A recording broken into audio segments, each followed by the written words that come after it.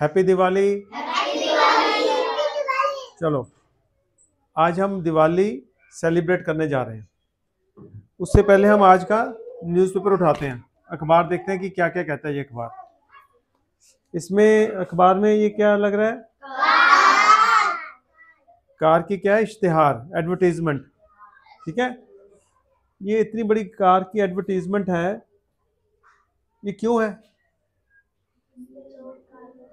Car को खरीदें। ठीक है, अब आप में से कौन खरीदेगा कार? चलो आप में से कौन खरीदने जा रहा है? आप में से कौन खरीदने जा रहा है कार?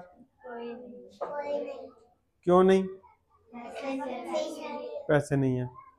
तो अब हमें देखना है कि हमारे पास पैसे नहीं है। जिनके पास पैसे हैं वो पैसे कैसे आए, कहाँ से आए? ठीक है, अच्छा चलो पैसे नहीं है वो अलग बात है, कार खरीदना कोई पसंद करेगा? Yes sir. क्यों? हैं? कार अच्छा लगता है। अच्छा, तो कार अच्छा लगता है, अब कार के लिए पैसे भी कमाने पड़ेंगे कि नहीं? हैं? अच्छा, जो आपके पेरेंट्स हैं वो इतने पैसे क्यों नहीं कमा पाते कि कार ले आए?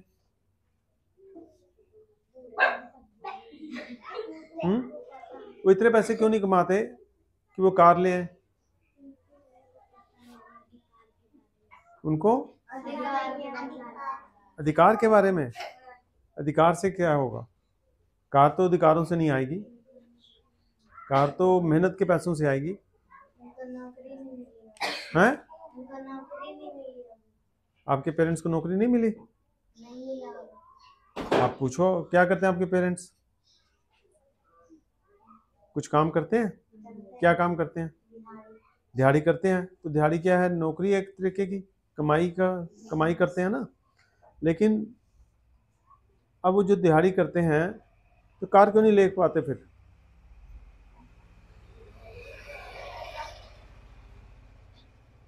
ठीक है, आप सोचो कि वो कार क्यों नहीं ले पाते। ठीक है, तो ऐसे ही जब हम न्यूज़पेपर देखते हैं तो इसमें अलग अलग खबरें हैं। ठीक है, ए मॉम फॉर दी मदर्स। ठीक है, देखो अलग अलग तरह की न्यूज़ आती हैं। India's gold demand likely to hit 4-year low. अब गोल्ड का रेट, सोने का रेट 80,000 पे तोला हो गया, 80,000 रुपीज़ तोला, जो आज से 20 साल पहले 4,000 5,000 में था, अब 80,000 का हो गया। तो इतना रेट बढ़ रहा है, पैसे कहाँ से आ रहे हैं लोगों के पास? कभी सोचो। तो देखो जो ये दिवाली सरप्राइज, अब देखो सरकार ने क्या किया, सारे ध्यान से सुनो बेटा, इधर बात नहीं करनी। Diwali surprise 4% hike in DA for government employ. जो सरकारी कर्मचारी हैं उनकी तनख्वाह में 4% इंक्रीज, बढ़ोतरी। अब ये सरकारी कर्मचारी कौन होते हैं? जो सरकार के लिए काम करते हैं। जो लोग सरकार के लिए काम करते हैं उनको सरकारी कर्मचारी बोलते हैं, और वो जो कर्मचारी हैं उनकी तनख्वाह पहले ही बहुत ज्यादा है, गरीब के मुकाबले तनख्वाह 12। ये किसके साथ आया है? इसको टिक करके रखो, पीछे बैठो, इसको ध्यान से। ठीक है, तो जो सरकारी कर्मचारी हैं उनकी तनख्वाह पहले से ही ज्यादा है, और उनकी तनख्वाह और बढ़ाई जा रही है 4%। वो रिश्वत भी खाते हैं। और जो गरीब लोग हैं, जैसे अभी आपने कहा कि पैसे नहीं है कार लेने के लिए, अब आप सरकारी कर्मचारियों का सर्वे करके देखो कि किसके पास कार है, किसके पास नहीं है, तो आपको पता चलेगा तकरीबन सबके पास कार है। किसी के पास इससे बड़ी कार भी मिलेगी। लेकिन आम आदमी, आम इंसान के पास कार खरीदने के पैसे नहीं है, ना उसके पास इतनी कमाई के साधन है कि उतने वो पैसे कमा सके। जैसे आपने बताया सवित्री कि आपके माँ बाप दिहाड़ी करते हैं। अब दिहाड़ी में एक लिमिटेड आमदन मिलती है, बहुत ज़्यादा कमाई नहीं मिलती है। दिहाड़ी में उतने ही पैसे मिलते हैं जितनी मार्केट में कंपटीशन की वजह से कम दिया जा सके। ठीक है, लोग इसको भी कहते हैं, जो बड़े बिजनेसमैन हैं वो कहते हैं ये दिहाड़ी बहुत बढ़ गई है। वो महंगाई इतनी बढ़ गई है उसकी बात नहीं करते कि दिहाड़ी बढ़ गई है, महंगाई इतनी बढ़ गई है उसकी बात नहीं करेंगे। कि उस दिहाड़ी में गुजारे के लिए पैसे भी नहीं आते, इसलिए तो माँ बाप बच्चों को पढ़ा नहीं पाते। ठीक है, उसके बावजूद जो सरकारी कर्मचारी हैं, जो पहले तो बहुत बड़ी तनख्वाह लेते हैं, फिर उसके बाद रिश्वत भी खाते हैं, उनकी तनख्वाहें लगातार बढ़ती जा रही हैं, क्योंकि जो सरकार का हमारा सिस्टम है वो उन कर्मचारियों के ऊपर निर्भर करता है। सरकार चलाते राजनेता जिनको हम वोट डाल के चुनते हैं, अगर वो लोग ठीक से काम नहीं करेंगे, जो चुने हुए हमारे नुमाइंदे हैं, पॉलिटिशियंस हैं, उनके लिए काम नहीं करेंगे, उनकी मर्जी के हिसाब से काम नहीं करेंगे, तो जो राजनेता भ्रष्टाचार नहीं कर पाएंगे। तो उनको जितने भी उनके नीचे दर्जे के कर्मचारी हैं, उन सबसे सहयोग की जरूरत पड़ती है। तो ये पूरा का पूरा एक सिस्टम बना हुआ है जिसके अंदर उन लोगों को तो ख्याल रखा जाता है जो ऑर्गेनाइज सेक्टर में काम करते हैं, लेकिन जो ऑर्गेनाइज सेक्टर और अनऑर्गेनाइज सेक्टर क्या होता है? ऑर्गेनाइज सेक्टर वो है जहाँ पे पूरी व्यवस्था बनी हुई है, जैसे एक बहुत बड़ी कंपनी है, उसके ऊपर लॉ एप्लीकेबल है, वो L4 लॉ के हिसाब से चलती हैं, सरकारी दफ्तर L4 लॉ के हिसाब से चलते हैं। तो लॉ के अंदर जो चीज़ आ जाती है उसमें एक मिनिमम स्टैंडर्ड प्रिस्क्राइब हो जाता है, इतनी तो कम से कम तनख्वाह होनी चाहिए, इतनी कम से कम छुट्टियाँ होनी चाहिए।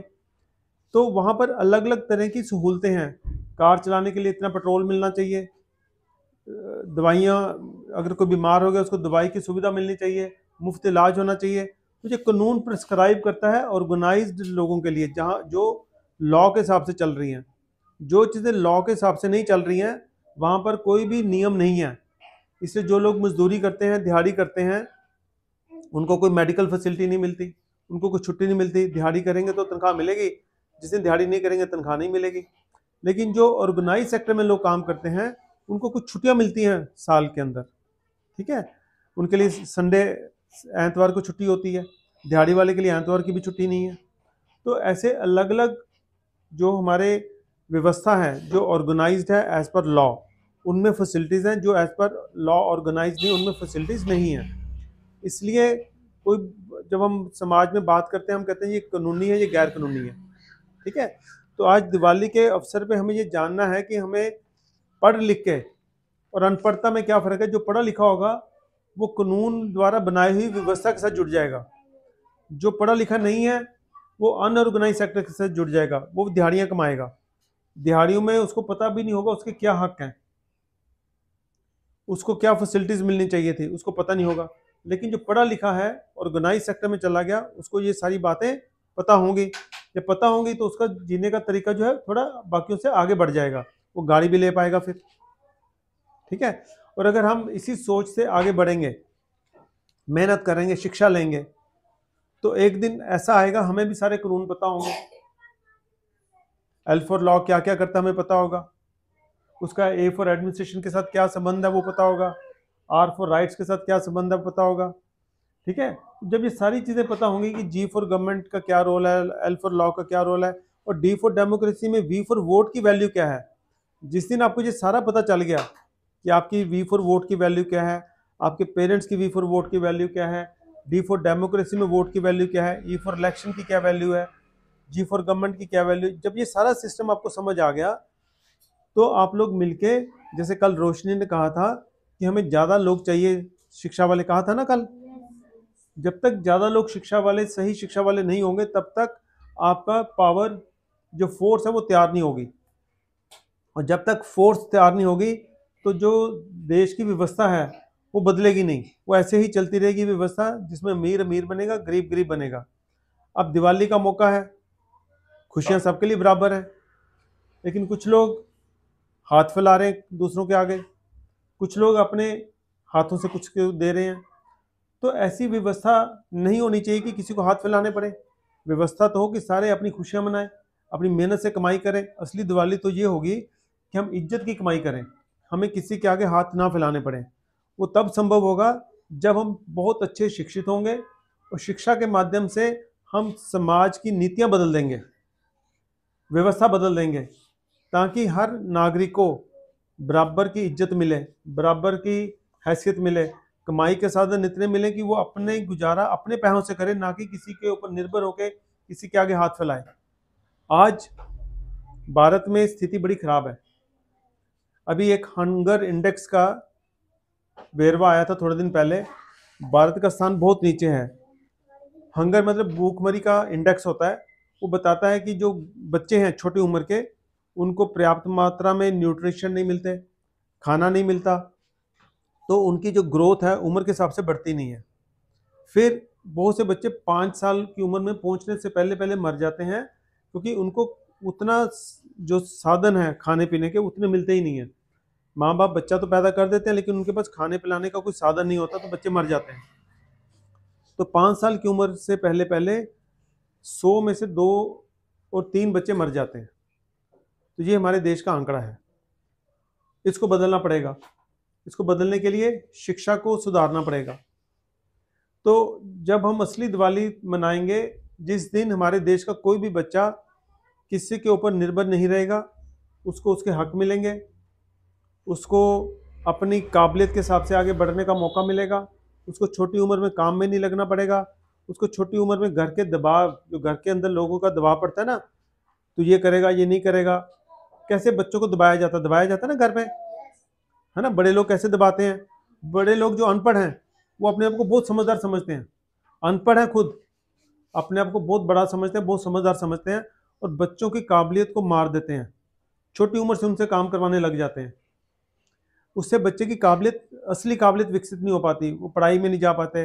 अच्छा, फिर आपने देखा होगा कितने बच्चे हमारे पास पढ़ते थे, छोटी उम्र में वो बाल मजदूरी में चले गए हैं, है ना। जैसे अजय था, कितने बच्चे हैं जो हमारे प्रोजेक्ट में पढ़ रहे थे, लेकिन माँ बाप ने उनकी पढ़ाई छुड़वा के उनको बाल मजदूरी में डाल दिया, चल पैसे कमाने चले जाओ।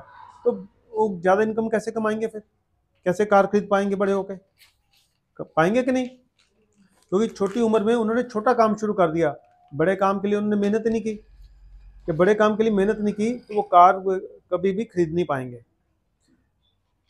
बहुत जरूरी है कि पढ़े, अच्छी तरह से पढ़ाई करें, फिर जाके वो काम शुरू करें। कम से कम इतनी पढ़ाई हो जिससे उनको पता चले कि समाज में उनका रहना सहना कैसा होना चाहिए, उनके पास टेक्निकल स्किल हो जिससे वो पैसे कमा सकें, ऐसी स्किल हो समाज को अच्छा बना सकें, जो उनके हक मारे जा रहे हैं उनको रुकवा सकें, भ्रष्टाचार को रोक सकें। जब तक ये सब नहीं करेंगे तब तक गरीब जो है वो गरीब रहेगा, अमीर अमीर बनता जाएगा, और जो ये दिवाली है गरीबों की, वो गरीबी में ही रहेगी, और गरीब हमेशा दूसरे की तरफ देखते रहेंगे कोई हमें क्या दे के जाएगा।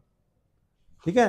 अब आप देखोगे कि जहाँ पे कोई लंगर लगता है, लाइनें लग जाती हैं लोगों के खाने खाने के लिए, कोई सामान बांट रहे हैं, लोग खींचना शुरू कर देते हैं, मेरे दे दो मेरे को दे दो।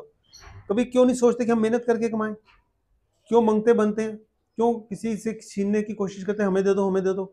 ये मानसिकता क्यों बन रही है? क्योंकि हमें पढ़ाया गया नहीं है। माँ बाप ने भी वही काम किया, बच्चों से भी वही काम कराते हैं।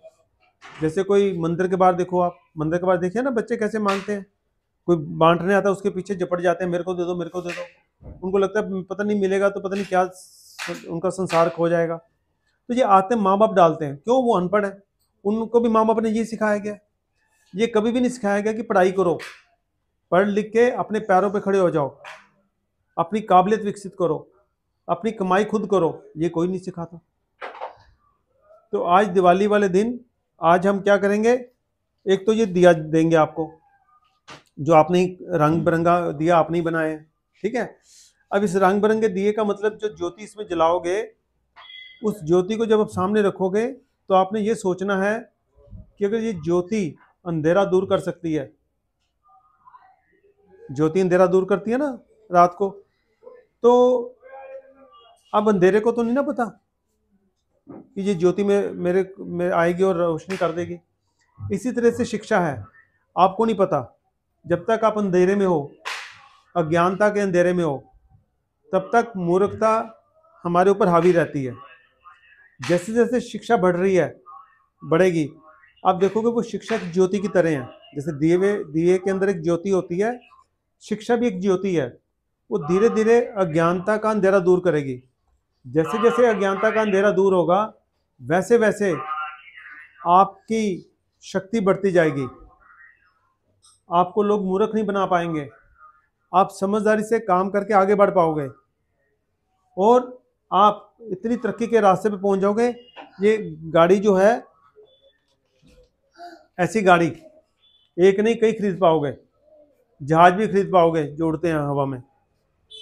लेकिन पढ़ना पड़ेगा, मेहनत करनी पड़ेगी, अगर नहीं करोगे तो फिर जैसे लोग सड़कों पे हाथ मांगते हैं, उनका सुधार कभी भी नहीं होगा। हमें खुद भी अपना सुधार करना है और बाकियों को भी मदद करनी है कि नहीं?